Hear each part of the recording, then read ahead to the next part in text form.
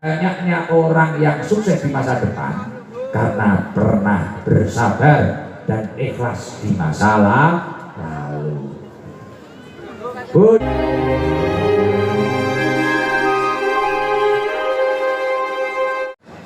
Saya tadi padahal bilang gini, waktu di Wajah itu suatu lapangan penuh, Masya Allah. Setelah itu waktu di Landung Sari, di terminal, itu penuh, tempatnya sampai nggak cukup. Saya bilang gini, ini kalau sampai nanti di Gondang Legi juga penuh lagi, ludak lagi, saya yakin generasi-generasi penerus bangsa akan banyak yang muncul dari Malang ini. Karena apa? Ketika kok masyarakat atau rakyat ini suka dengan ulama, dekat dengan kiai, senang dengan ilmu, hatinya akan hidup. Hatinya akan hidup. Dan ketika seseorang itu hatinya hidup, ketika memiliki keturunan, pasti keturunannya akan baik dan akan menjadi subhanul yaum rijal. Pemuda hari ini adalah pemimpin masa depan. Amin Allahumma. Senalso, saya yakin ini tadi kan luar biasa. Dari pagi itu kan tidur di Masrawi ini, Masya Allah, luar biasa. Untungnya nggak ketahuan ini ibu-ibu janda-janda ini, bahaya. Kalau sampai ketahuan, waduh, foto keluar gulida bisa ternodai.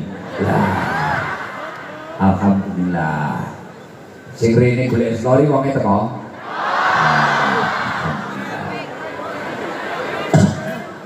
Jadi niku Allah, ya Allah, niku kula tingali kan video ini loh, kayak layar nih loh, Masya Allah, ternyata yang datang banyak, luar biasa. Jadi penting sekali, ngaji seperti ini penting sekali. Dan yang datang ya Allah luar biasa. Pejabatnya juga ada, pengusahanya ada, dewanya ada, muspikanya ada, orang-orang mulai dari berbagai macam kalangan, santrinya juga ada, orang biasa ya ada. Islam di KTP ya enek, Islam tenanan ya enek, Islam KTP wong itu kok. Tapi bukan masalah, pokok gelem lumpuk bareng, pengajian bareng, sholawatan bareng, insya Allah hidupnya barokah. Karena apa? Dawuhipun Imam Ghazali di dalam kitab Ihya Ulumuddin, Innal huda al-qalbi al-ilmu wal hikmah.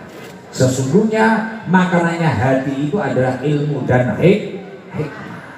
Wa bihi mahayatuhu. Dengan keduanya maka hati manusia itu akan hidup. Dan itu sudah terbukti. Pengajiannya belum dimulai saja loh. Dengan duduk di sini mulai jam 2, jam 3, dengan aman-aman saja. Coba tak gaji 500 besok kalau nggak ada pengajian duduk di tengah jalan ini. Mulai jam 12 sampai maghrib, ayo coba. Tak bayar 500, Pak Haji Sulaiman nambahin 1 juta. Lingguo terus menengai.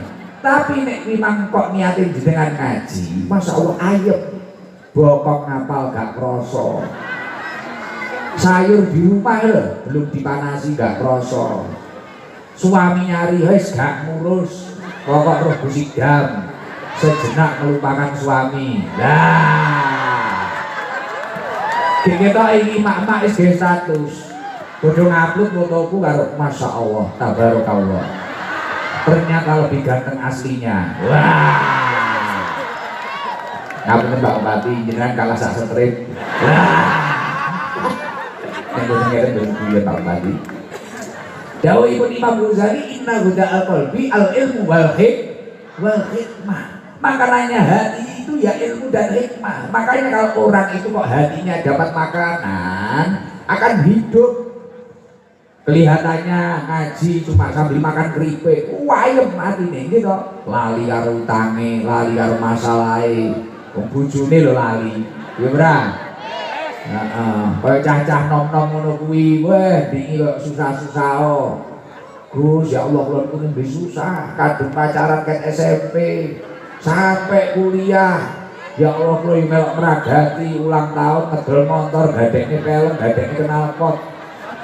Bareng mari skripsi kok ngetone ora cocok. Wah, terapi karo wong liya. Lah, bocah teko. Akhirnya ke status hidup ini sudah gak ada gunanya. Untuk apa aku bernafas? Nggih status muni dilalah sing bales WA-ne komentari Israel. Oke. Sepakat bos 5 menit teko gen serok. Nah, posisi. Wes akhirnya balik papan makan. Lah, maka dari itu banyaknya orang susah itu sebenarnya nutrisi hatinya itu kurang. Sebenarnya kalau orang itu kok nutrisi hatinya itu tercukupi, masya Allah, walaupun fisiknya tidak sempurna, mungkin tangannya tidak sempurna, kakinya tidak sempurna, wajahnya tidak sempurna, tapi kalau orang itu kok hatinya itu hidup, maka dia akan mendapatkan kebahagiaan. Oh mas, cuma apa foto wae. Inna huda al-qalbi al-ilmu wal-hikmah wa bima hayatuhu. Jadi makanannya hati itu adalah ilmu dan hikmah. Banyak orang tidak sempurna fisiknya, tapi karena hatinya mendapatkan makanan tercukupi. Kadang mripate gak iso nyawang, loro kecil. Tapi jahit sepatu wapi asli, jahit baju wapi asli. Tangannya tidak sempurna, tapi karena hatinya hidup, tapi nulis malah lebih bagus, lebih baik daripada yang tangannya sempurna. Ada orang fisiknya sempurna, tangannya sempurna, wajahnya sempurna, tapi hatinya sakit. Contoh, misal koyok jenengan lagi gak enak sama suaminya, bu, capno kopi, artinya pas gak enak, cemburu, wah ngelebokno gula lho melung ya. Nah, gitu. Pas artinya gak enak, bojo jauh tulung, gorengno sego, iya karo pegel. Sing goreng gragal, waktu, arep pegel, karo bojo kambang ngene, karo nesuai, artinya gak enak. Mulane dawuhipun Imam Ghazali, butuhnya hati dengan ilmu dan hikmah itu kama anna huda al jasad atau kayak butuhnya jasad terhadap makanan. Mulane dhewe iku pancen luar biasa. Ya Allah, nek jenengan kok gelem ngaji ini luar biasa. Insyaallah atine urip kabeh. Man faqadal ilma faqalbuhu maridun. Orang itu kalau sepi dari ilmu, faqalbuhu maridun, hatinya akan sakit. Wa mautuhu lazimun, dan hatinya akan mati. Akhirnya dia itu jadi orang yang enggak peka. Ketika jadi pemimpin nanti ya enggak peka. Ketika jadi pemimpin rumah tangga ya enggak peka. Bahkan naudzubillah dari orang itu hidupnya seenaknya sendiri. Maka dari itu ya Allah, adbadiyah luar biasa, masya Allah, luar biasa, masya Allah, ya Allah, alhamdulillah. Gus, tapi saya itu sudah sering majlisan, saya itu sudah sering ngaji, tapi kok belum bahagia ini gimana? Gimana caranya untuk mendapatkan kebahagiaan? Saya itu sudah kaya, sudah punya jabatan, sudah punya kekuasaan. Bahkan dulu sebelum saya punya istri, ingin istri cantik, dijabah oleh Allah. Tapi sekarang kok belum bahagia. Dulu waktu saya miskin, saya itu berdoa ingin kaya. Setelah kaya saya kok belum bahagia. Dulu belum jadi pejabat, ingin jadi pejabat. Setelah jadi pejabat kok belum bahagia juga. Saya dulu berdoa ingin jadi ini, jadi ini. Ketika saya sudah dijadikan ini, kok belum bahagia juga. Nah ini gimana Gus kuncinya kebahagiaan? Malam ini kita selesaikan di dalam kitab Kutubul Mimbari As-Sa'adah Syekh Al-Syekh Kemriku Dawud anna usulah sa'adah ayat jama'al mar'u fi hayatihi salah satu asya'ah. Pokok kebahagiaan adalah ketika seseorang itu dapat melakukan 3 perkara. Tak cukup sing simpel ae, mek 3 perkara ki gak suwi-suwi, gitu. Ini sampai jam piro? Sampai subuh, megaknya budai. Nah, wis koyo mak-mak nek kadung bilang karo wong ganteng ngono lho. Nah, gak kuat. Sampai jaluki sampai subuh. Bapak-bapak jaluki wis mak-mak neh wis ngono kuwi. Anak usaha sa'adah jama'al mar'u fi hayatihi. Salah satu asya'ah. Pokok kebahagiaan adalah ketika seseorang dapat mengumpulkan 3 perkara. Giling-giling ya. Pokok kebahagiaan menungso nalikane menungso memang iso ngumpulne 3 perkara. Yuhaqiqu jami'an. wa yujahidu nafsahu fi tahqiqiha. Kemudian 3 perkara tersebut dia realisasikan dalam hidupnya untuk melawan hawa nafsunya. Yun sewu, kabeh menungso duwe hawa nafsu no mboten? Nek jenengan pengen bahagia, lakonono 3 perkara, kemudian 3 perkara tersebut jadikan senjata untuk melawan hawa nafsu panjenengan. Ketika jenengan mampu melakukan itu, panjenengan akan mendapatkan kebahagiaan dunia akhirat. Amin Allahumma. Gus, apa itu kuncinya? Kalau di dalam kitab Kutubul Mimbari As-Sa'adah itu tadi, yang pertama adalah Anallaha azza wa jalla aqtana wa aujaba alina asyukru. Ketika Allah subhanahu wa ta'ala memberikan nikmat terhadap panjenengan, syukur. Banyaknya orang yang pusing, banyaknya orang yang tidak bahagia karena kurangnya syukur dan pusing terhadap angan-angan masa depannya sendiri. Akhirnya mati nih kebleken angen-angen.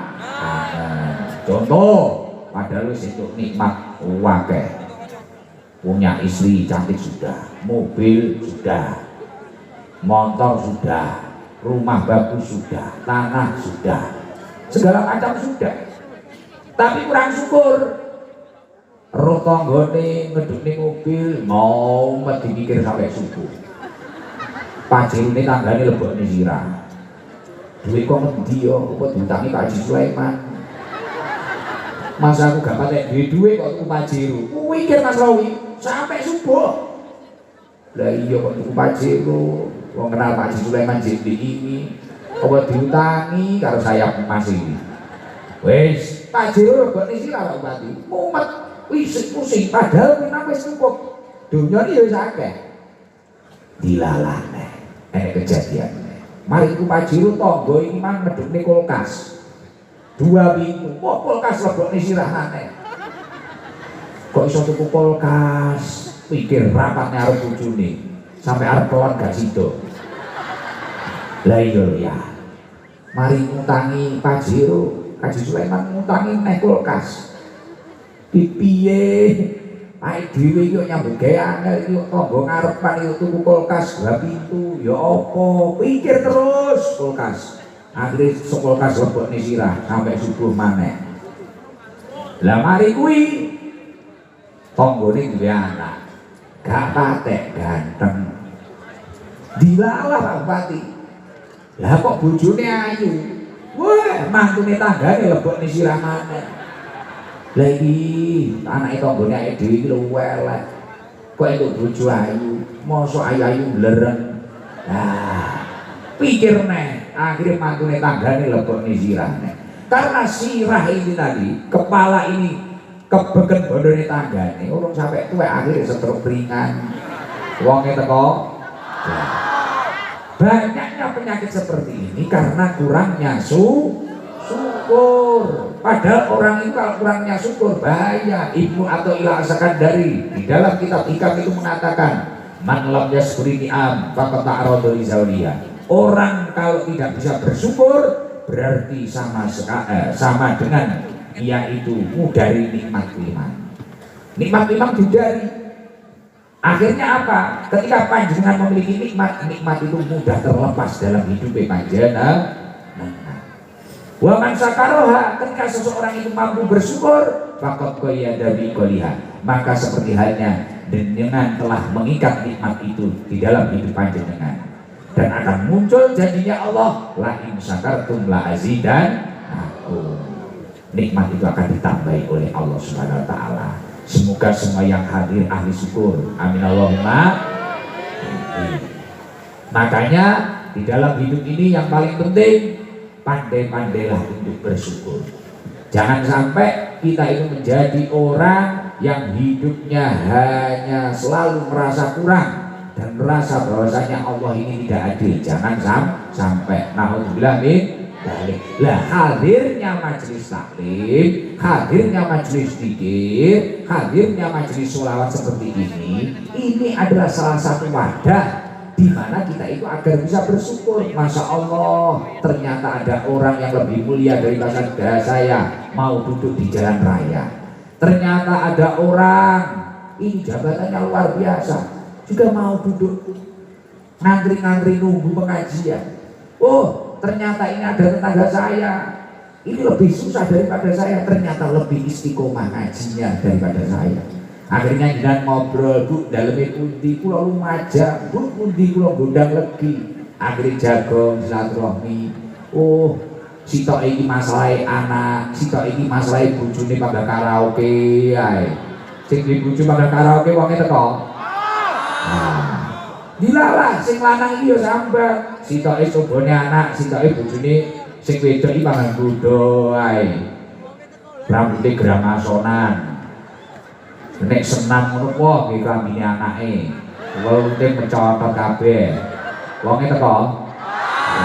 Akhirnya ini ya mumet mikir bojone. Lah dari situ, dari barokah majelis itu, kita akan tahu, oh ternyata setiap orang memiliki nikmatnya masing-masing dan memiliki ujiannya masing-masing. Akhirnya jenengan akan terima dengan kehidupan panjenengan. Nek didara gue syukur, contoh kayak pulau ngeten iki wis ngaji ya Allah. Ngaji sedina kadang 3 ngen, 4 ngen kok gak sugih-sugih. Pangga sugih Pak Haji Sulaiman. Oh aku dodolan rokok ae. Kok tak pikir ngono ki malah mau aku. Cenderung Pak Bupati Abbas Sanusi. Nek iki opo penak dari bupati ae. Tak pikir nek. Iya, akhirnya uripku pangga mumet mikir ngono kuwi. Cenderung Pak Wabub apa dadi wakil bupati ae. Wis mumet. Nah kita itu banyaknya orang pusing itu karena terjajah imajinasi masa depannya. Maka dari itu wis masa depannya piye ge ditata Gusti Allah. Penting saiki jenengan pinter-pinter nyukuri ini. Nah, makna syukur yang paling ideal apa? Syarful ni'am li taatillah. Menyalurkan nikmat untuk menuju ketaatan kepada Allah.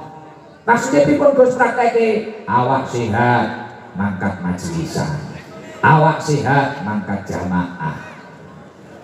Bilalah duwe rezeki. Saya itu dikasih tahu sama Gus Dahar, salah satu hobinya Abah Haji Sulaiman ini soal kiai-kiai sepuh. Setelah itu mengadakan pengajian-pengajian kayak gini, kadang soal di Lirboyo, di Ploso. Saya diceritain kakak saya ini. Karena saya itu memiliki prinsip gini Pak Bupati, tidak ada kesuksesan yang bertahan lama atau bahkan bertambah semakin banyak tanpa adanya keistiqomahan religius.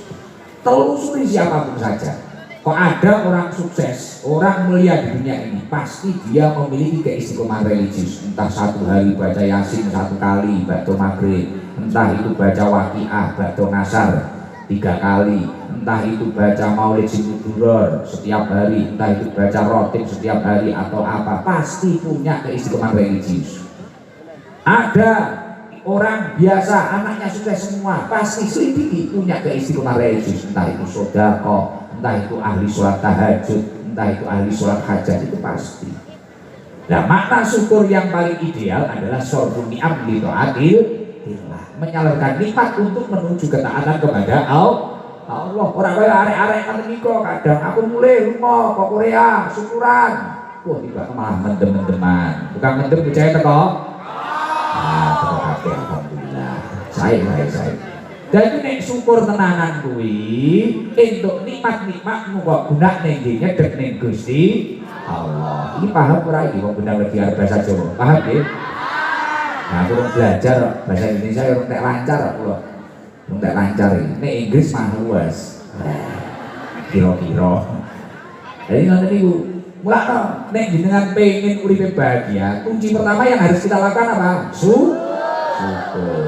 Cara yang syukur apa? Syarful ni'am li taatillah. Salurkan nikmatmu untuk menuju ketaatan kepada Allah. Gus saya ini enggak punya harta, enggak punya uang, punya tenaga.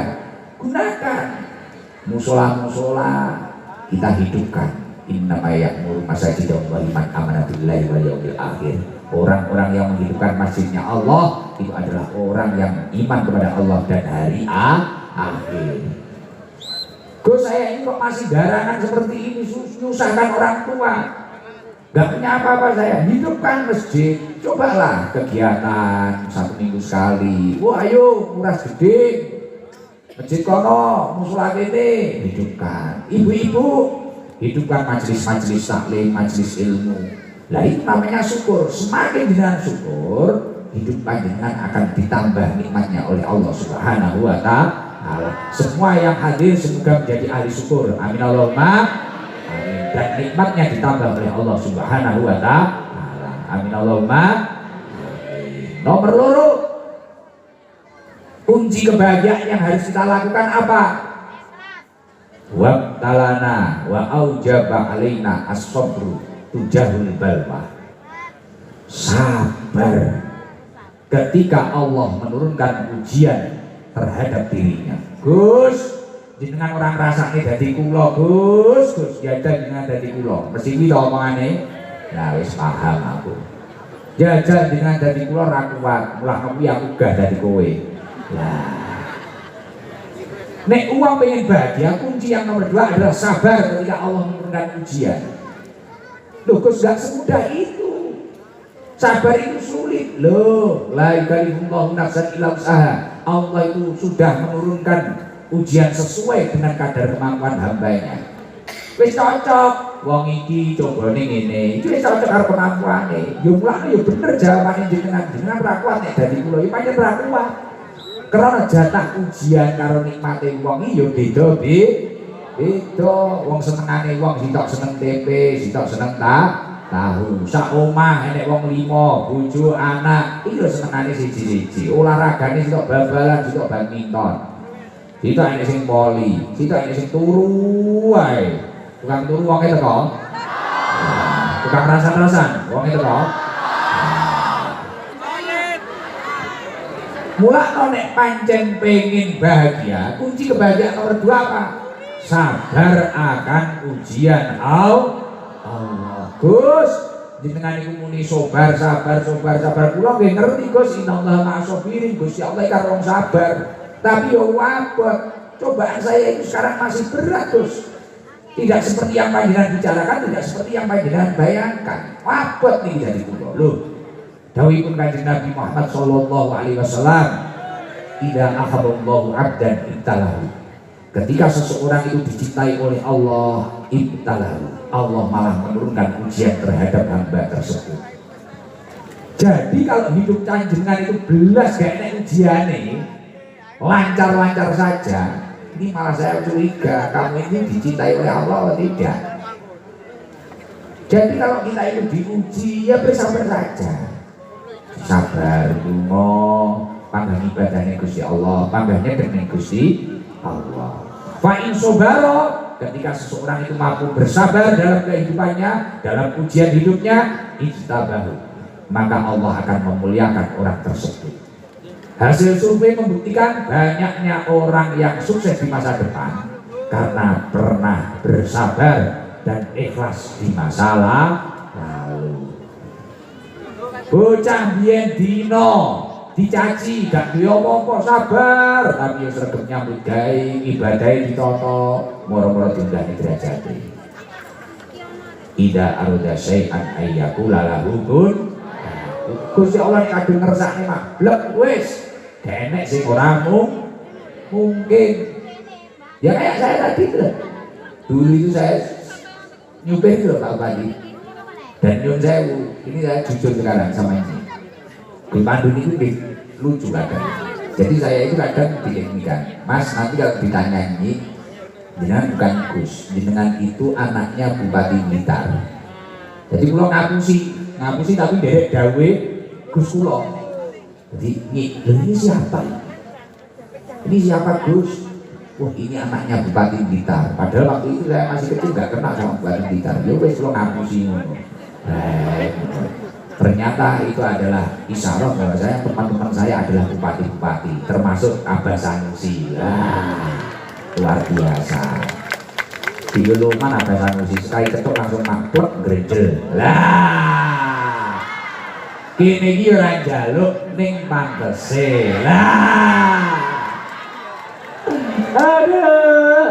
Alhamdulillah. Jadi saya itu dulu cuma nyopir di bawah pelem ini lah. Di bawah pelem, naik mobil waktu itu sedan Camry, datang ke sini. Saya nggak nyangka besok akan ngaji di sini. Dibilang Mas Rowi ya saya bayangkan ngaji di dalam musola kecil itu.